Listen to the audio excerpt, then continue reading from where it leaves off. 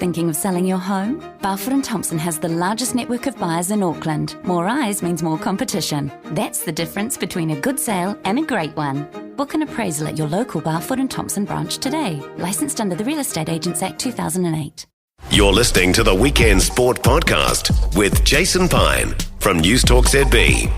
David Gower, one of the true greats of English cricket, 8,231 runs in 117 test matches, fifth on the list of all-time test run scorers for England, another 3,170 in one day, as he took a liking to our bowling actually, in coloured clothing, 3 centuries in the space of 16 days against us. In January 1983, 26,000 first-class runs in a glittering career which spanned nearly 2 decades. He's now a hugely respected cricket broadcaster and analyst and joins us from the Basin Reserve. David, thanks so much for taking the time. The first out today, it's been England's, without a doubt, a 155-run lead which they're starting to build on. How strong is England's position in this test match right now?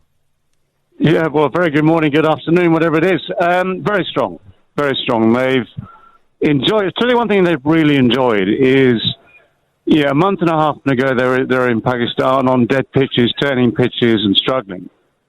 Suddenly we come here to New Zealand and hey, there's bounce and there's movement and we have a very strong seam attack, which is enjoying that. And of course they have Harry Brook, who somehow manages to make runs when no one else does.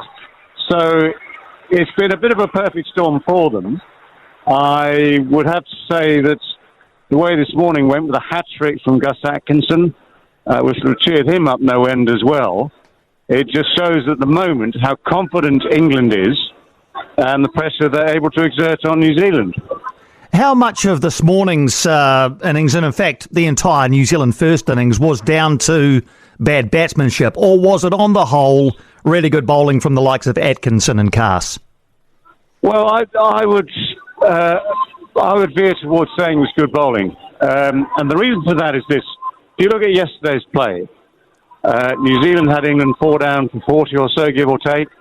It was a pitch with a bit of movement, a bit of bounce, and it looked very much like it would be a bowler's day.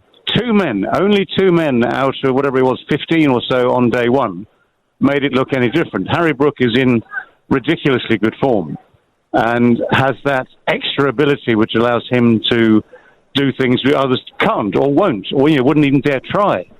I mean, for instance, watching him yesterday morning suddenly deciding to step aside and hit a length ball over extra cover for 6, that moment changed the dynamic of the day. I mean, New Zealand don't have people necessarily who are either in the form or the confidence to try and do that sort of thing when they're up against it.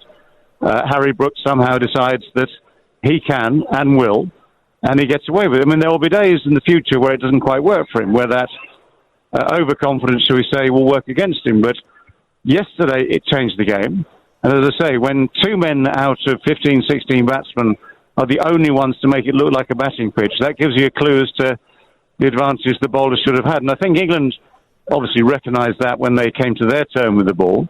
And at the moment, you've got Bryden Cass, who is leading this England attack, and yet he's only playing he's only got a handful of test matches to his name, but he's big, he's strong, and he's loving the fact that these pitches give him a bit of bounce. I want to come back to Cass in a moment because he's come galloping onto the test scene, but just on Harry Brook, how does he compare, David, to the other young English batters you've seen emerge in recent times? Well, he's head and shoulders above in many, many ways. I mean, the figures are ridiculous. Away from home, especially, where he is literally Bradman-esque, and in a modern era, which is ever so different to Bradman's era.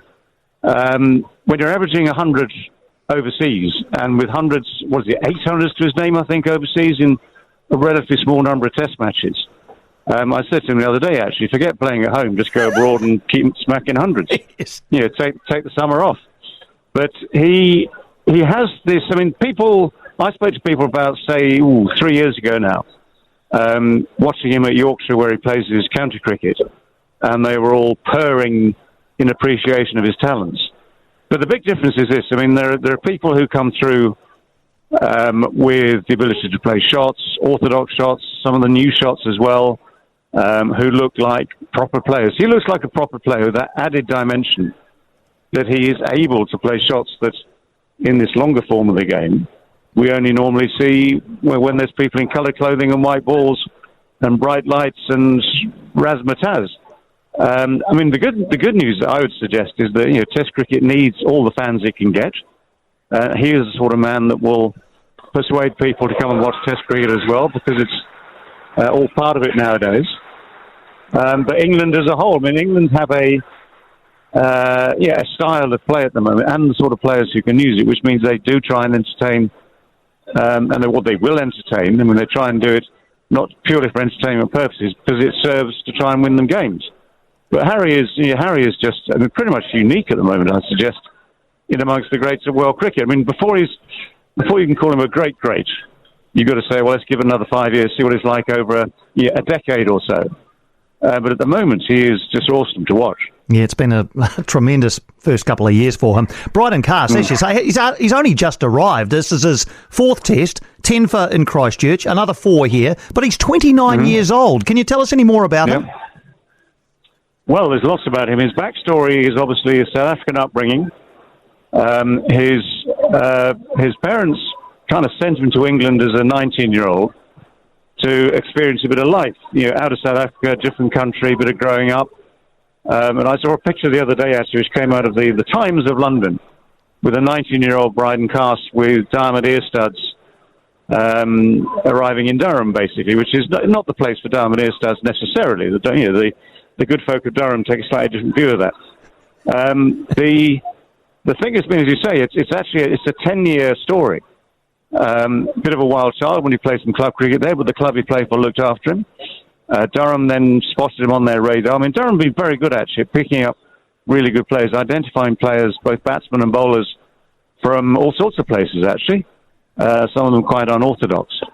And Durham has a very good sort of pace bowling setup. I mean, lots of other people up there coming through. I mean, Matthew Potts is another one from Durham who's in this England squad who's benefited from that ethos up there. You've got Ben Stokes as another, well, I say good Durham lad, Christchurch and Durham. And it's an atmosphere which allows you to learn and grow up and become what you are. So, I mean, Carse is not exactly an overnight success. But now that he's found what works for him, and now that England have found someone who will run in hard for a long, long time each and every day, the one thing they will hope, of course, is that the workload doesn't put extra strain on him. But he's strong. He's really strong. He doesn't whinge at all about fast bowling. He loves it, obviously, when things are going well. Everyone loves what they're doing. Brendan McCullum is going to take over as England's white ball coach next month. He's already revolutionised the way the team play their red ball cricket. What do you expect from him in the white ball role, David? Well, I mean, it was a role that he, as a player, excelled in. I think the thing for England with their white ball cricket is they've kind of lost confidence. Since that World Cup win, and I won't mention that again, since that...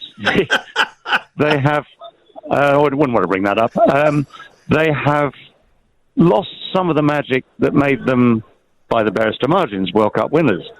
And one of the things I think he needs to do is take the culture that he's promoted to the Test side back to the white ball side. Jos Buttler, for instance, who is still one of the world's great white ball players, I think could do just a little bit of something to restore confidence in his leadership. And then it's the fine-tuning. I mean, Baz is not all about technicalities, is he? No. I mean, you very rarely hear him talk about technicalities with the Test side.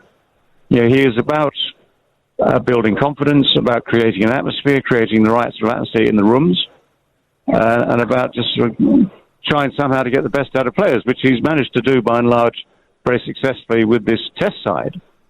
So it's that sort of magic that he's going to have to try and weave for the one-day side. We'll wait and see what happens there. Just before you go, do you remember that month in January of 1983 when every time you played against us you scored a century in the blue England kit? Well, do you know what? I do. I'm not surprised. We couldn't get you out. You were stroking us to all parts of Melbourne, Brisbane, Adelaide. Fine, it's very good of you to remember that. Make me feel good again. I've seen it. You know what? I mean, I hate to confess, I have seen it on YouTube. I think the best of those was the 150 odd in Brisbane. Yes. Which was just a lovely day where even the Knicks went for 4 and the ones out the middle went over the boundary.